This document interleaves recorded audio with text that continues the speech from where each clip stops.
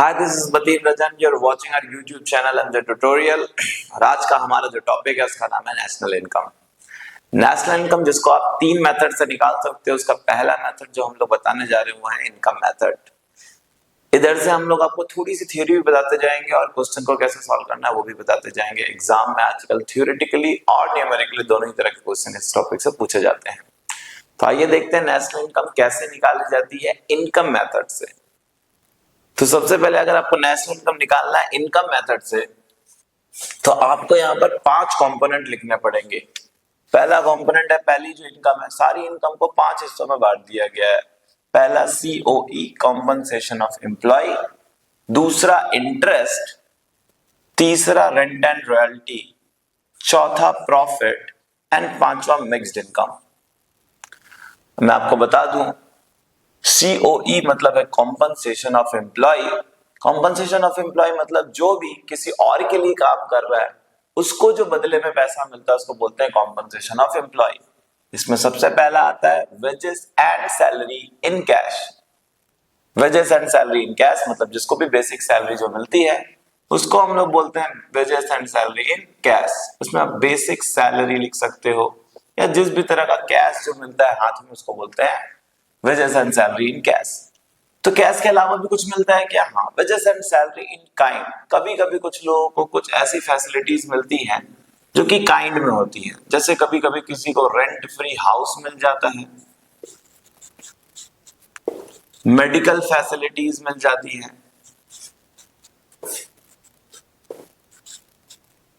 तो इसको हम लोग बोलते हैं काइंड में सैलरी का मिलना। लोग सरकारी और या फिर बड़ी MNCs में काम इसीलिए करना चाहते हैं, वहां पे ऐसा काइंड में सैलरी बहुत ज्यादा मिलता है, ऑफर किया जाता है। And the third one is employers contribution towards social security scheme. Employers contribution towards social security scheme क्या होता है? ये होता है जो आपको कुछ भी पैसा होता है, आपने सुना होगा ये सैलरी तो हमारी 50,000 है लेकिन हमें कट कुटा के 45,000 ही मिल पाता है। तो वो 5,000 जो है वो आपका कट जाता है PF में, प्रोविडेंट फंड में।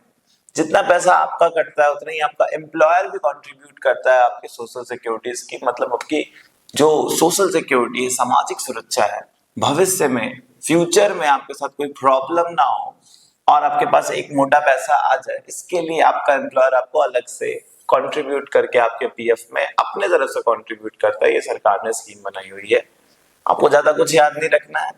COE अगर डायरेक्टली क्वेश्चन में दिया हुआ है तो बहुत अच्छी बात है, otherwise wages and salary in cash, wages and salary in kind और employers contribution towards social security scheme, इन तीनों को जोड़ देना है। मोस्टली चांसेस रहेंगे कि सीधे सीधे कॉम्पनसेशन ऑफ एम्प्लॉय दिया होगा। इसके बाद इंटरेस्ट है। इंटरेस्ट क्या होता है? जब भी हम अपना पैसा, अपना मनी किसी और को इस्तेमाल करने को देंगे तो बदले में जो हमको रिटर्न देगा उसको क्या बोलेंगे? इंटरेस्ट। इंटरेस्ट दो तरह का होता है। अगर हम लोगों ने कोई ऐसा लोन लिया हुआ है जो कि कंजम्पशन पर्पस से है। कंजम्पशन पर्पस का मतलब क्या होता है? तो कंजम्पशन पर्पस का मतलब होता है आपका, कंजम्पशन पर्पस का मतलब होता है आपका ऐसा लोन जो शादी के लिए लिया गया हो, एजुकेशन के लिए लिया गया हो, या फिर एक ऐसा लोन होता है जो कि प्रोडक्टिव पर्पस से लिया जाता है, कमर्शियल पर्पस से लिया जाता है, बिजनेस करने के लिए। इसमें से एक केस स्टडी या फिर थ्योरेटिकली क्वेश्चन ये पूछ लेता है कि कौन सा ऐसा लोन है, कौन सा ऐसा इंटरेस्ट है जो कि नेशनल इनकम में इंक्लूड होता है। तो जो प्रोडक्टिव पर्पस से लिया जाता है लोन और उस पर जो इंटरेस्ट दिया जाता है वो नेशनल इनकम पे इंक्लूड होता है, और ये वाला जो है कंजम्पशन पर्पस से जो लोन लिया गया उस पर जो इंटरेस्ट दिया जाता है वो नेशनल इनकम में इंक्लूड नहीं होता है। न्यूमेरिकल क्वेश्चन आप कर रहे होगे तो सीधे सीधे इंटरेस्ट दिया होगा, आपको कुछ खास याद करने की जरूरत नहीं है। फिर rent and royalty. Rent and royalty क्या होता है? रेंट सबसे पहले मैं आपको बता दूं, आप जब अपनी किसी भी तरह की लैंड को या बिल्डिंग को इस्तेमाल करने को किसी और को देते हैं तो बदले में जो रिटर्न मिलता है उसको बोलते हैं रेंट। रेंट जो होता है वो भी दो तरह का होता है। एक इम्प्यूटेड रेंट, मतलब जो आप अपने खुद के घर में रह रहे हो और रेंट तो दे नहीं रहे होगे तो उसको बोलते हैं इम्प्यूटेड रेंट। और एक होता है आपका एक्चुअल रेंट। एक्चुअल रेंट जो आपको मिलता है जब आप किसी और को अपना घर इस्तेमाल करने को या कोई भी एसेट इस्तेमाल करने को देते हो तो बदले में जो रिटर्न मिलता है उसको बोलते हैं एक्चुअल रेंट।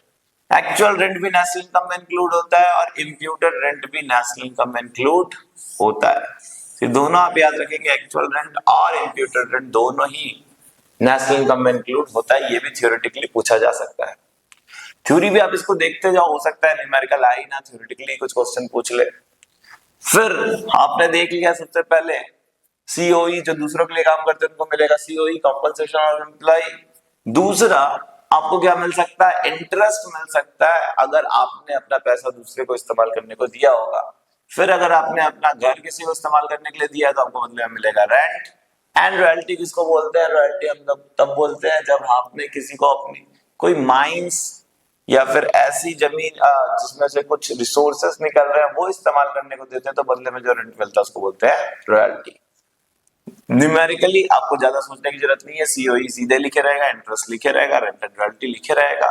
उसके बाद प्रॉफिट। प्रॉफिट क्या होता है, प्रॉफिट जब भी कोई एंटरप्राइज काम करता है तो उस एंटरप्राइज को बदले में जो रिटर्न मिलता है उसको बोलते हैं प्रॉफिट। इसमें आपका आ जाता है प्रॉफिट के तीन हिस्से होते हैं, एक होता है रिटेन अर्निंग। प्रॉफिट का एक हिस्सा जो होता है उसको बोलते हैं रिटेन अर्निंग, जो आप रख लेते हो अपने पास। एक होता है डिविडेंड, इसको आप क्या करते हो, इसको आप दे देते हो किसको, शेयर होल्डर्स को। और एक होता है कॉर्पोरेट टैक्स, ये कौन ले जाता है, ये वो आंटी ले जाती है। कौन सी आंटी, वही निर्मला सीतारमण जो हमारी फाइनेंस मिनिस्टर है। तो मैं क्या बोलना चाहता हूं, प्रॉफिट के तीन हिस्से होते हैं, एक रिटेन अर्निंग, एक डिविडेंड और एक कॉर्पोरेट टैक्स। रिटेन अर्निंग आप खुद के पास रखते हो, डिविडेंड शेयर होल्डर्स को देते हो और कॉर्पोरेट टैक्स आप सरकार को दे देते हो, मतलब निर्मला सीतारमण को दे देते हो।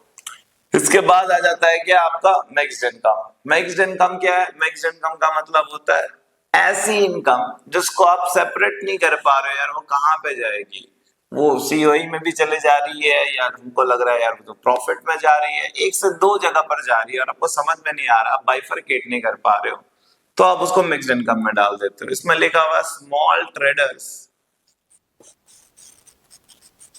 स्मॉल ट्रेडर्स जो इनकम करते हैं, या सेल्फ एम्प्लॉयड, सेल्फ एम्प्लॉयड लोग की इनकम भी इसी में आती है।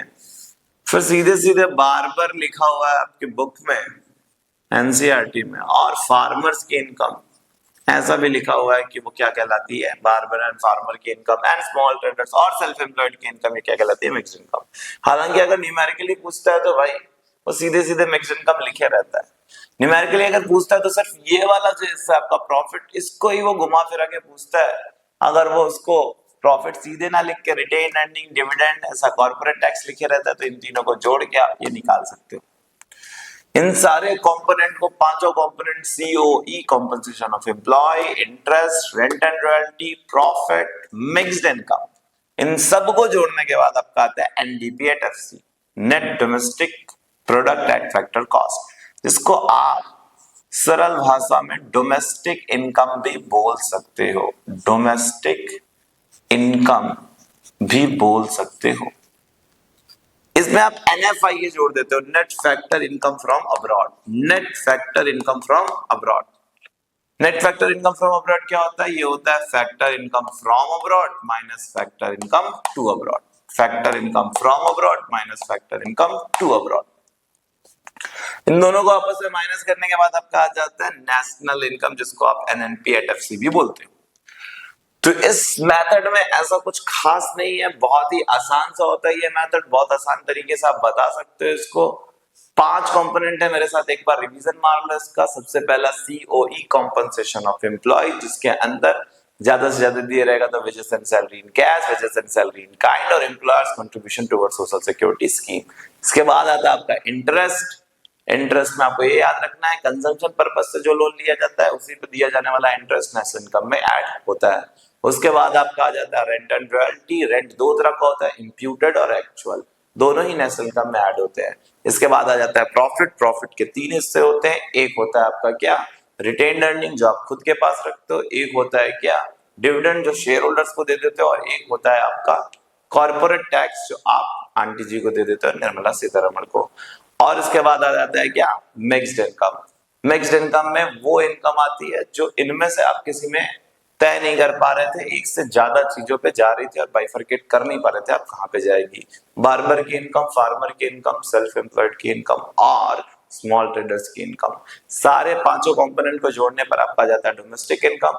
उसमें आप जोड़ते हो क्या, net factor income from abroad, NFIA, तो आ जाता है आपका नेशनल इनकम। नेशनल इनकम आ जाता है। एक चीज और आप याद रखो यहाँ पर, बीच का ये जो तीन चीज है, इंटरेस्ट, रेंट एंड रॉयल्टी और प्रॉफिट, इन तीनों को अगर आप ऐड कर दो तो आपका आ जाता है ऑपरेटिंग सरप्लस। ऑपरेटिंग सरप्लस, ये आप याद रखिए, इंटरेस्ट, रेंट एंड रॉयल्टी और प्रॉफिट, इन तीनों को जोड़ने पर आपका आ जाता है ऑपरेटिंग सरप्लस। Operating surplus. तो ये हम लोगों ने फॉर्मेट बता दिया इनकम मेथड का, इस पे कुछ क्वेश्चन भी कर लेते हैं, पर एक बार हम लोग एक्सपेंडिचर मेथड भी कर लेते हैं। दोनों का फिर एक साथ क्वेश्चन करते हैं, कैसे इनकम और एक्सपेंडिचर मेथड दोनों को एक साथ किया जाता है। तो ये पहले इसको आप उतार ले, फिर हम करते हैं expenditure method.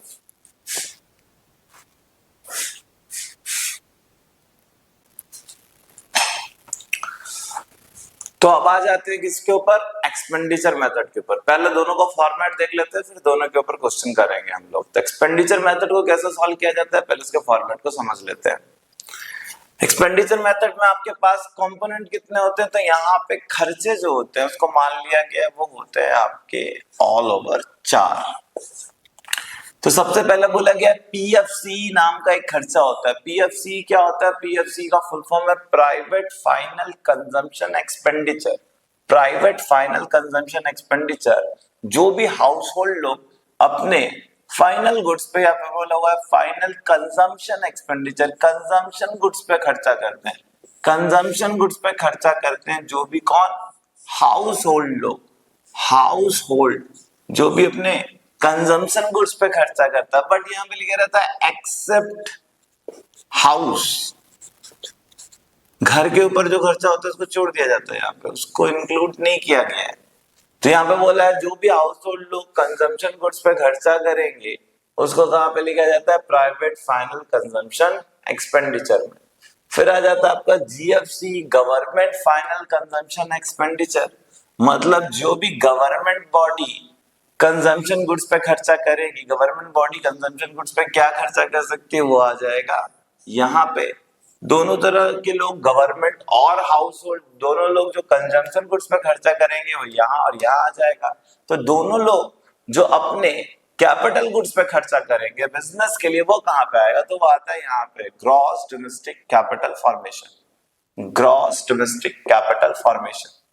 Gross domestic capital formation दो चीजों से मिलकर बना होता है। एक होता है आपका GFCF, जिसको बोलते हैं ग्रॉस फिक्स्ड कैपिटल फॉर्मेशन, और एक होता है आपका चेंज इन स्टॉक। तो यहां पर काफी लोग फंस जाते हैं, इसको स्टार कर लो। जब भी यहाँ पे ग्रॉस डोमेस्टिक कैपिटल फॉर्मेशन दिए रहेगा, इसका मतलब ये बड़ा वाला पॉइंट दिया हुआ है, तो आपको सीधे सीधे ये लिखना है, फिर आपको चेंज इन स्टॉक को जोड़ने की जरूरत नहीं है। बट जहां भाई यहाँ पे ग्रॉस फिक्स्ड कैपिटल फॉर्मेशन दिए रहेगा, जब भी फिक्स्ड वर्ड दिए रहेगा, whenever there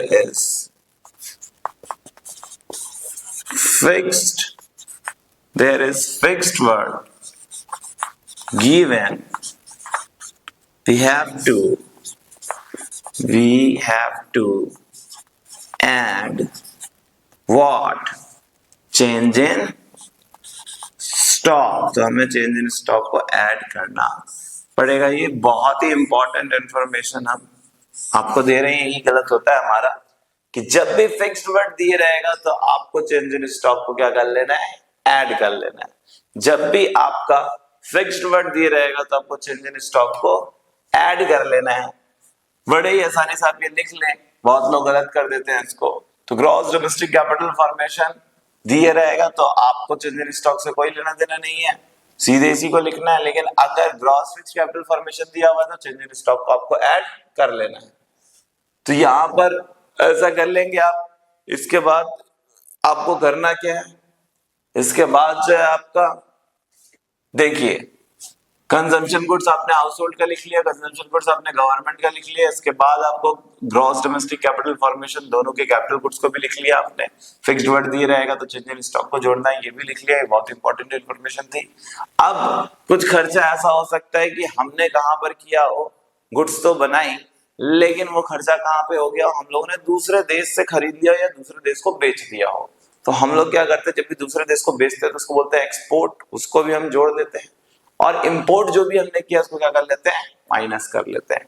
तो यहाँ पर हम लोग सभी तरह के खर्चे को लिख रहे हैं, इससे भी नेशनल इनकम आ जाएगी। इनकम कैसे आएगी खर्चे को लिखने से, क्योंकि हमारा किया गया खर्चा किसी और के लिए इनकम है।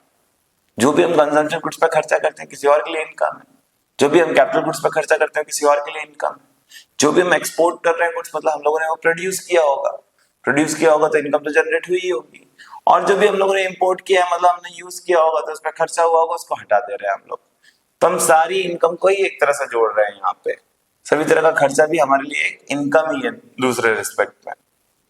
अब देखोगे चारों कंपोनेंट को जब जोड़ते हो, पीएफसी, जीएफसी, जीडीसीएफ और एक्सपोर्ट माइनस इंपोर्ट, एक्सपोर्ट है और ये इंपोर्ट है, तो हमारा आ जाता है GDP at MP, GDP at MP, GDP at MP आता है। पिछले वाले में आपने किया था उसमें डायरेक्टली एनडीपी एट एफसी आ गया था, जिसको हम लोग डोमेस्टिक इनकम बोलते हैं, बट यहाँ पे आपका सीधे सीधे जीडीपी नहीं आ रहा, एनडीपी नहीं आ रहा है, जीडीपी आ रहा है। जीडीपी में आप डेप्रिसिएशन और एनआईटी माइनस करते हो, which will be given in the question. Depreciation को कभी कभी आपको दूसरे लैंग्वेज में लिखे रहता है, शायद तक लिखे रहता है फिक्स्ड करके कुछ वर्ड लिख रहता है, मुझे याद नहीं आ रहा, मैं बता दूंगा आगे, तो कुछ और नाम हो सकता है उसका। एनआईटी सीधे सीधे नहीं दिया हुआ है, नेट इनडायरेक्ट टैक्स, तो इनडायरेक्ट टैक्स में से सब्सिडी माइनस करोगे तो आपका एनआईटी आ जाएगा। तो ये दोनों चीज को माइनस करने के बाद आपका डोमेस्टिक इनकम आएगा, उसमें एनएफआईए जोड़ोगे। एनएफआईए कैसे आता है अभी मैंने बताया आपको। एनएफआईए जोड़ने के बाद आपका आ जाएगा नेशनल इनकम। तो यहाँ पे जहाँ फंसते हैं लोग एक्सपेंडिचर मेथड में, वो यहीं पे फंसते हैं। तो ये मैंने बता दिया आपको क्या करना है, ये दिए रहेगा तो इससे कोई लेना देना नहीं है चेंज इन स्टॉक से, लेकिन अगर फिक्स्ड वर्ड लिखे रहेगा, जीएफसीएफ लिखे रहेगा, ग्रॉस फिक्स्ड कैपिटल फॉर्मेशन, तो आपको चेंज इन स्टॉक को जोड़ना है। बाकी पीएफसी डायरेक्टली दिया रहता है, जीएफसी डायरेक्टली दिया रहता है, एक्सपोर्ट माइनस इंपोर्ट डायरेक्टली दिया रहता है। हाँ, अगर डायरेक्टली लिखा हुआ है आपका इंपोर्ट तो वो माइनस में ही होगा, और या नेट इंपोर्ट लिखा हुआ है तो भी वो वैल्यू माइनस में होगी, बस ये आपको याद रखना है। तो ये फॉर्मूला आप देख लेंगे तो आपसे बड़े आसानी से बन जाएगा। एक बार मैं आपको रिवीजन करवा दूं क्या क्या इसमें आपको खर्चे में जोड़ना है। पहला जोड़ना है PFC, private final consumption expenditure. दूसरा जोड़ना है GFC, government final consumption expenditure. तीसरा आपको जोड़ना है जीडीसीएफ, दोनों लोग मिलकर जो कैपिटल गुड्स पे खर्चा करते हैं जिसको बोलते हैं ग्रॉस डोमेस्टिक कैपिटल फॉर्मेशन। अगर जीएफसी या फिक्स्ड वर्ड दिखे रहेगा तो आपको चेंज इन स्टॉक को जोड़ना है, अदरवाइज नहीं जोड़ना है। फिर इसमें जोड़ लेना है आपको एक्सपोर्ट और इंपोर्ट को कर देना है माइनस, जीडीपी एट एमपी आ जाएगा। आपको माइनस करना है डिप्रिसिएशन और एनआईटी, एनआईटी नहीं दिया हुआ है तो इनडायरेक्ट टैक्स में से सब्सिडी घटाना है, और आपका आ जाएगा डोमेस्टिक इनकम। उसके बाद आपको एनएफआईए जोड़ना है, आपका आ जाएगा नेशनल इनकम। इस तरह से आपका ये वाला मेथड भी हो जाएगा। तो ये दोनों फॉर्मेट हमने बता दिया। अब इसके कुछ हम लोग क्वेश्चंस करते हैं।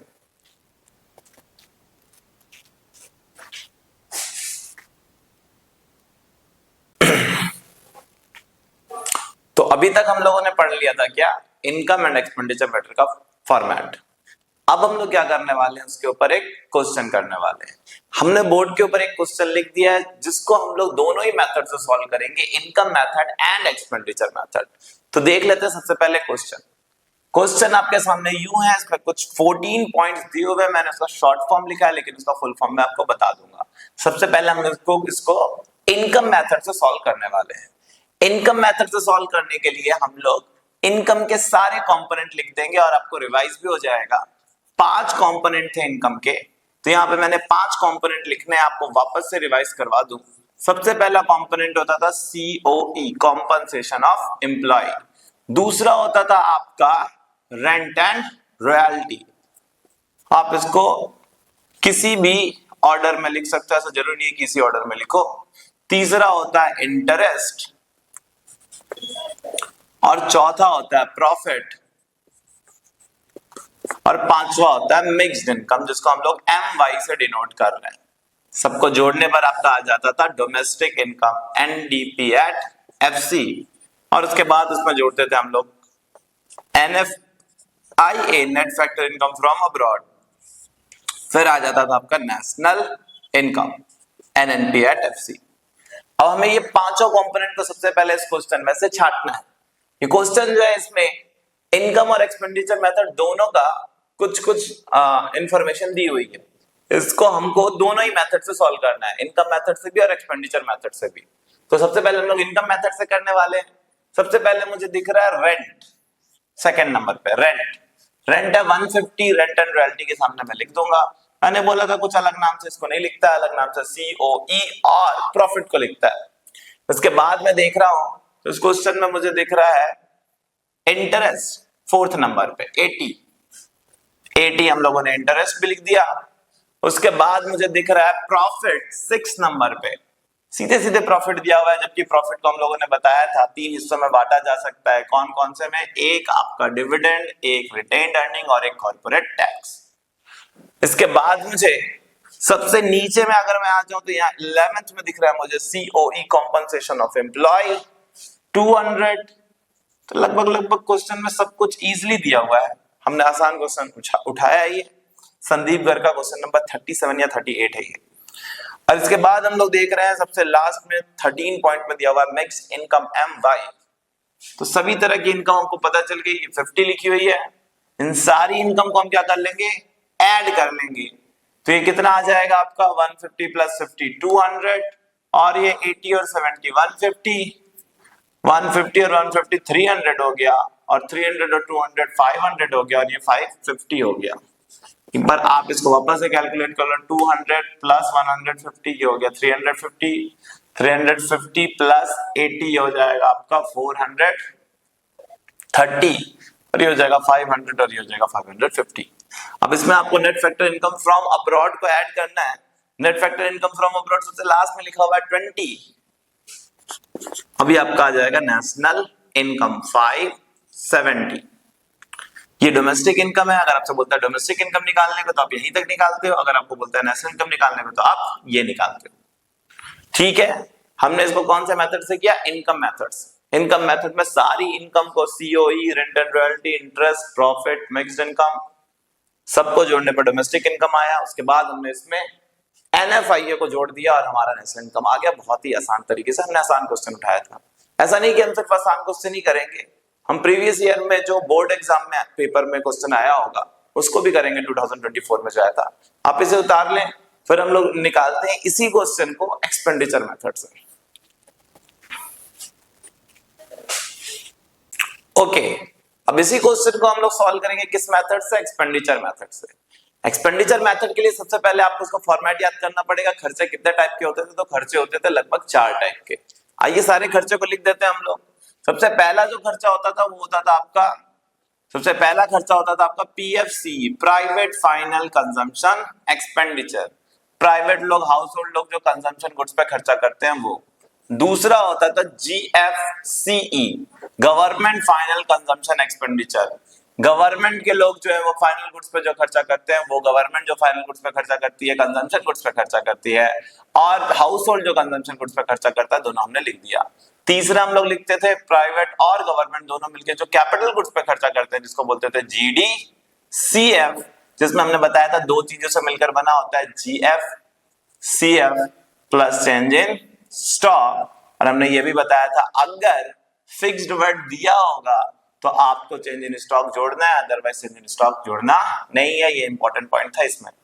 फिर कुछ 4 में क्या दिया रहता है? एक्सपोर्ट माइनस इंपोर्ट, और उसके बाद इन सबको जोड़ने पर क्या आ जाता था? GDP at MP.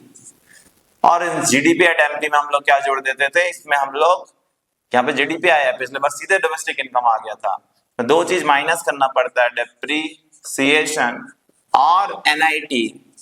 तो हमारा आ जाता है एनडीपी एट एफसी, जो कि पिछले अभी हम लोगों ने जिस मेथड से किया इसमें आया था 550, तो इसमें भी सेम आएगा।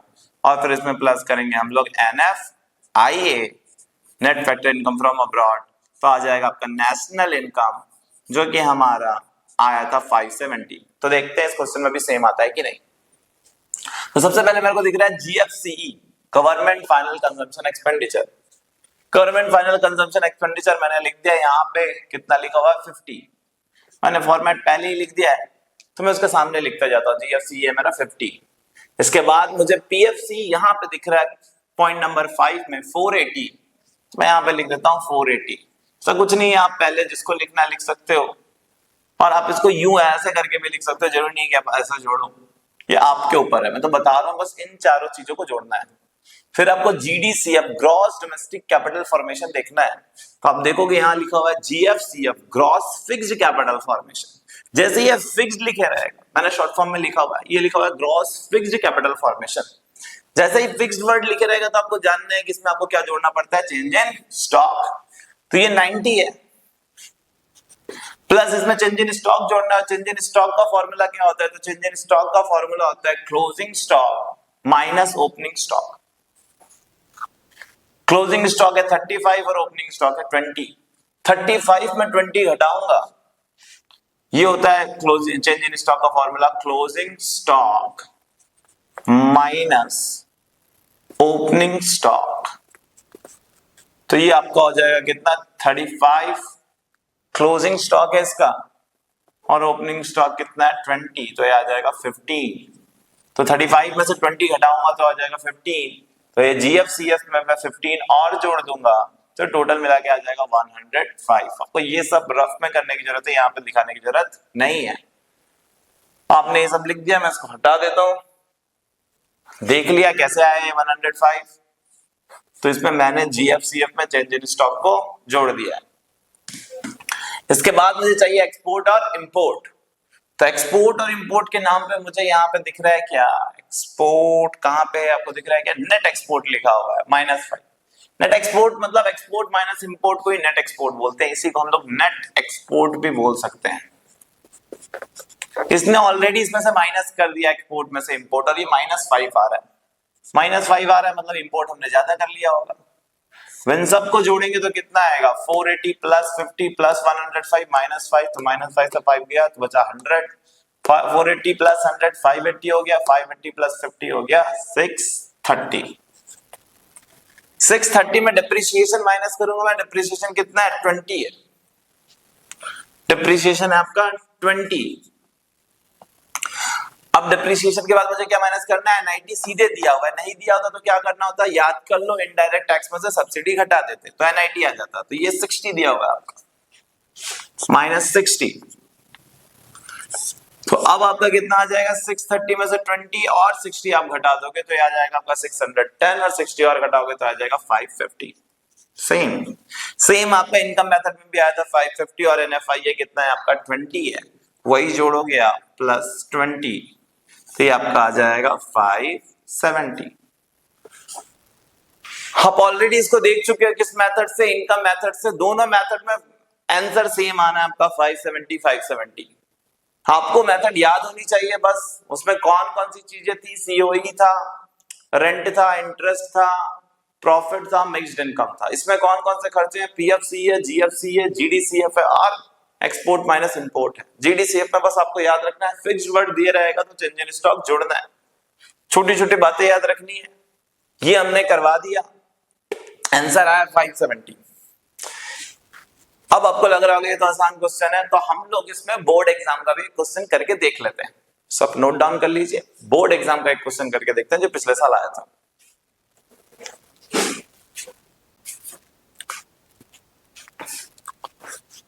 तो अब देख लेते हैं हम लोग कि बोर्ड एग्जाम में किस तरह के क्वेश्चन आते हैं। अब अगर आपको लग रहा हो कि हमने इजी क्वेश्चन किए हैं, क्या इन क्वेश्चन के बेसिस पे आप बोर्ड एग्जाम के क्वेश्चन को कर सकते थे। देखिए बोर्ड एग्जाम में ऐसा नहीं है कि बहुत कठिन क्वेश्चन आता है, बहुत आसान क्वेश्चन आता है।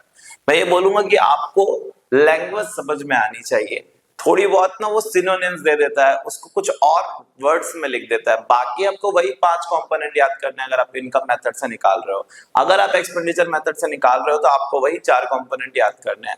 सारा कॉन्सेप्ट सेम है, बस थोड़े से लैंग्वेज हो सकता है वो किसी चीज को थोड़े और वर्ड में कुछ और नाम में लिख दे। तो आप ज्यादा से ज्यादा क्वेश्चन करोगे तो आपको उनके नाम याद हो जाएंगे, किसके क्या नाम है, अलग अलग क्या उसके सिनोनिम्स है।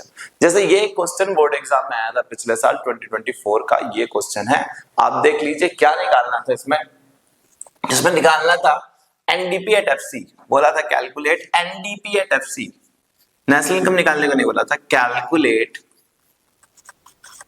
एनडीपी एट एफसी मतलब डोमेस्टिक इनकम निकालनी थी आपको। अब देख लीजिए, अब कौन से, कुछ लोग बोलते हैं किस मेथड से निकालना होता है, जैसा डेटा दिए रहेगा उसी मेथड से आप निकाल सकते हो। अब डेटा में लिखा है gross domestic fixed capital formation, इस बार मैंने फुल फॉर्म लिख दिया है ताकि आप देख लो कि क्या लैंग्वेज आती है बोर्ड एग्जाम की, क्या बहुत कठिन लैंग्वेज है क्या, इसलिए मैंने पूरा लिख दिया। Gross domestic fixed capital formation, export, government final consumption expenditure, consumption of fixed capital, house hold final consumption expenditure. तो भाई ये क्या है, ये एक्सपेंडिचर मेथड है। तो एक्सपेंडिचर मेथड के लिए हम लोग क्या करते थे, चार चीजों को जोड़ते थे। सबसे पहले क्या, सबसे पहले पीएफसी, जिसको बोलते थे private final consumption expenditure, but यहां तो कहीं दिया ही नहीं हुआ है। अब देख लीजिए, जो पांचवा है house hold final consumption expenditure. अब प्राइवेट फाइनल कंजम्पशन एक्सपेंडिचर ना बोल के हाउस होल्ड लिख दिया। मैंने कई बार आपको बताया था कि हाउस होल्ड लोग जो खर्चा करते हैं कंजम्पशन गुड्स पे, उसको हम लोग पीएफसी में लिखते हैं। तो वो प्राइवेट फाइनल कंजम्पशन एक्सपेंडिचर ना बोल के हाउस होल्ड, इतना थोड़ा सा ऐसा घुमा सकता है, जो आपने थोड़ी सी भी थ्योरी पढ़ी होगी तो आपको समझ में आ जाएगी। तो ये है 470, सबसे पहले आपने लिख दिया 470 house hold final consumption expenditure या प्राइवेट फाइनल कंजम्पशन एक्सपेंडिचर। तो आप अगर बुक से अपने 3-4 क्वेश्चन भी लगाते तो इतना आपको समझ में आ जाएगा। इसके बाद हम लोग लिखते थे government final consumption expenditure GFC, जो कि डायरेक्टली लिखे रहता है, इसमें कुछ ऐसा घुमा फिरा के नहीं लिखता। गवर्नमेंट फाइनल कंजम्पशन एक्सपेंडिचर 320 लिख दिया हमने। उसके बाद हम लिखते थे जो सबसे इंपॉर्टेंट होता था जीडीसीएफ, ग्रॉस डोमेस्टिक कैपिटल फॉर्मेशन, जिसमें अगर फिक्स्ड वर्ड दिया रहेगा तो चेंज इन स्टॉक को जोड़ना है। ये मैंने आपको बहुत बार बताया और इसीलिए बता रहा हूं क्योंकि यहीं पे फंसाता है। अब देखो यहाँ पे लिखा हुआ है gross domestic fixed capital formation, fixed word आ गया, इसका मतलब आपको चेंज इन स्टॉक को जोड़ना है। तो चेंज इन स्टॉक को जोड़ना है, तो ये 200 है। और चेंज इन स्टॉक कहां से मिलता है, तो हम लोगों ने आपको बताया था क्लोजिंग स्टॉक में से ओपनिंग स्टॉक को माइनस कर लो।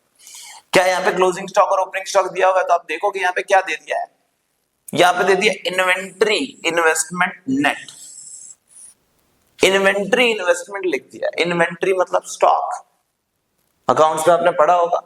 इन्वेंट्री इन्वेस्टमेंट नेट, नेट का मतलब होता है वो ऑलरेडी क्लोजिंग में से ओपनिंग घटा चुका है और उसका कितना आ रहा है, माइनस का 40। तो ये थोड़ा सा लैंग्वेज बदल दिया, लेकिन इतना कॉमन सेंस आपके पास होना चाहिए। इन्वेंट्री इन्वेस्टमेंट मतलब क्लोजिंग स्टॉक और ओपनिंग स्टॉक की बात कर रहा है। नेट लिखा हुआ है मतलब ऑलरेडी घटा चुका है। तो यहां से आपको -40 करना पड़ेगा इसमें। तो यहाँ पे मैं डायरेक्टली लिखता हूं, अंदर कर दूंगा 200 माइनस 40, तो ये आ जाएगा 160। इसको बस याद रखना, जीडीसीएफ में फिक्स्ड वर्ड जब भी लिखे रहेगा तो आपको closing stock minus opening stock करके चेंज इन स्टॉक को जोड़ना है। यहाँ पे सीधे सीधे क्लोजिंग और ओपनिंग स्टॉक को घटा के लिखा हुआ था माइनस का 40। अब एक्सपोर्ट माइनस इंपोर्ट लिखना होता है, कभी कभी इसको नेट एक्सपोर्ट ऐसा भी लिख देता है, बट यहाँ पे आपका इंपोर्ट लिखा हुआ है पॉइंट नंबर 7 में, और एक्सपोर्ट भी लिखा हुआ है पॉइंट नंबर 2 में।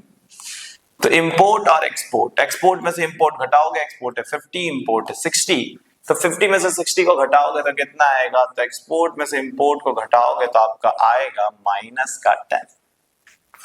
60 में से 50 घटाओगे तो माइनस का 10 आएगा। हमने इंपोर्ट ज्यादा कर लिया है। इन सबको जोड़ते थे तो क्या आता था, इन सबको जोड़ने से आता था आपका जीडीपी एट एमपी। तो आपका जीडीपी एट एमपी कितना आ रहा है, तो आप देखोगे तो जीडीपी एट एमपी आ रहा है आपका 470 प्लस 320 प्लस 160 माइनस 10, इन सबको जोड़ते जाओ। तो 470 और 320 और 160 इन सबको जोड़ूंगा मैं तो ये हो जाएगा, और ये माइनस 10 भी है तो इसको 150 मान लेता हूँ, 0000, और ये हो जाएगा 72995 14 4 1 कैरी गया 1 4 5 5 3 8 1 9 940 आ जाएगा। ये जीडीपी एट एमपी आपका आ गया 940, बट आपसे पूछा क्या, एनडीपी एट एफसी पूछा आपसे, domestic income.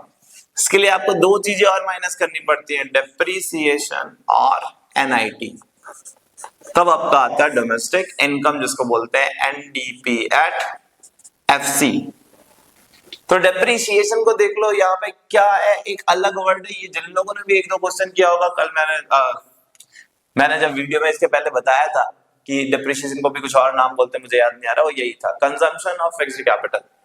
Consumption of fix capital इसको क्या बोलते हैं, डेप्रिसिएशन को बोलते हैं, जिसके जितने भी सिनोनिम्स आपको जहां जहां से मिल जाए, अब पिछले 2-3 साल के बोर्ड एग्जाम के क्वेश्चन भी कर लो और अपने बुक से भी 4-5 क्वेश्चन कर लो, जितने सिनोनिम्स मिल जाए वो याद कर लो, क्योंकि सिनोनिम्स काफी रहते हैं। डायरेक्टली डेप्रिसिएशन ना लिख के कंजम्पशन ऑफ फिक्स कैपिटल इसने लिख दिया है, 35 है, मैंने यहाँ पे माइनस का 35, फिर एनआईटी कितना है, तो एनआईटी नेट इनडायरेक्ट टैक्स सीधे सीधे लिखा हुआ था इसमें 50 माइनस का 50, इन दोनों को इसमें से घटाया, यानी 35 एंड 50, 85 को घटाया, 85 घटाऊंगा इसमें से तो आ जाएगा मेरा 855, तो 855 करोड़, ये करोड़ में था, ये आपका डोमेस्टिक इनकम है। आपको नेशनल इनकम नहीं निकालना है, हालांकि net factor income from abroad लिखा हुआ था, आप चाहो तो निकाल लेना, लेकिन क्वेश्चन में बोला नहीं था, यहीं तक बोला था, जहां तक बोला होगा वहीं तक करोगे, बहुत कठिन क्वेश्चन नहीं था। एक ही चीज है, वर्ड्स का खेल है, कितने सिनोनिम्स क्या क्या कैसे कैसे हैं आप अपने बुक में देखोगे तो आपको मिल जाएंगे। मैं चाहूं तो लिखवा भी सकता हूं, लेकिन वो रटने जैसा हो जाएगा, आप जब तक करोगे नहीं तो आपको वो याद होगा नहीं। तो ये बोर्ड एग्जाम में आया था, उसका एक्सपेंडिचर मेथड से करना था, जो कि हमने आपको करवा दिया। इनकम मेथड से अभी हाल फिलहाल में तो कुछ आया नहीं, वैल्यू एडिशन मेथड से काफी कुछ बोर्ड एग्जाम में आ रहा है, हम उसको नेक्स्ट वीडियो में अपने इंक्लूड करेंगे वैल्यू एडिशन मेथड को, और कौन कौन से इसमें क्वेश्चन आए हैं बोर्ड एग्जाम में उसको भी देखेंगे। यहां तक वीडियो देखने के लिए थैंक यू। वीडियो अच्छी लगी तो इसे लाइक करें, किसी भी तरह के आपको अगर समस्या हो रही है, प्रॉब्लम हो रही है तो उसे कमेंट करें, और हमें इनकरेज करने के लिए चैनल को सब्सक्राइब करें। Thank you very much.